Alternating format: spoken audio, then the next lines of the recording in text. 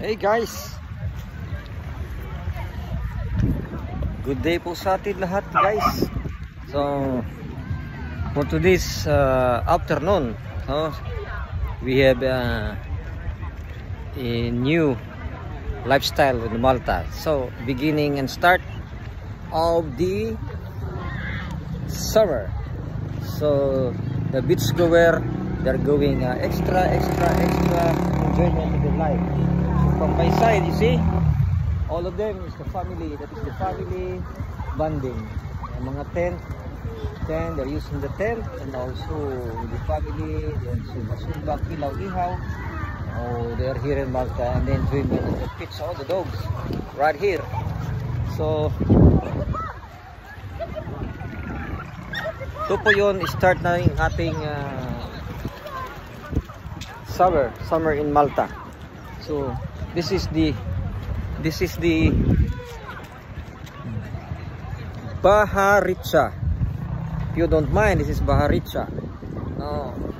So sa mga Pilipino na gusto pumunta dito, just take a ride from the road X1 or yung 300 or TD. So daan yan dito sa Baharitsa.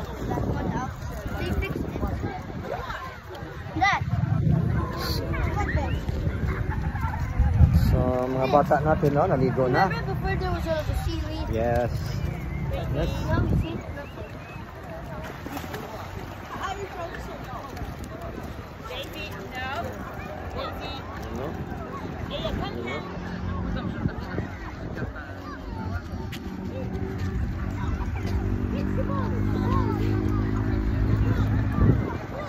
Guys, umpisa na po ang ating summer fun. So this is a summer fun here in Malta. So for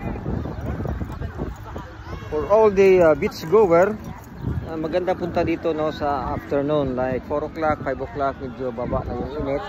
So it's a good place, no, Baharitsa, hindi siya matao. So like a family bonding, barkadahan system dito. So, sa mga kapwa ko OFW, Pilipino sa Malta, try to get a visit here and inquire. Meron dito mga juice dito, mga inumin. So at my side, this is they are good, no? Yeah, it's finished my drinks, my friend. So this is your friend Salvatore. Si Salvatore. So on this side naman, they are now to what is this, to engage, no, the boat, small yachts, the rubber boat will be engaging to the water. So for preparing for their summer fun, family summer fun.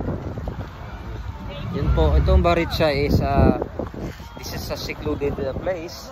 It's not a crowded area. So bihira lang mga papunta dito, may masakyan o magtsaga sa bus.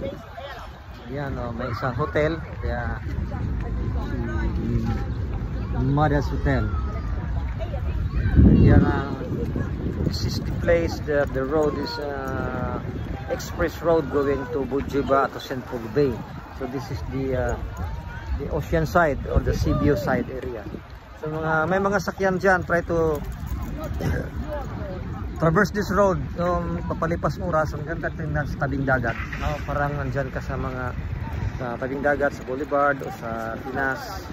So try to visit this area. So now I'm your friend from Malta reporting for this summer fun.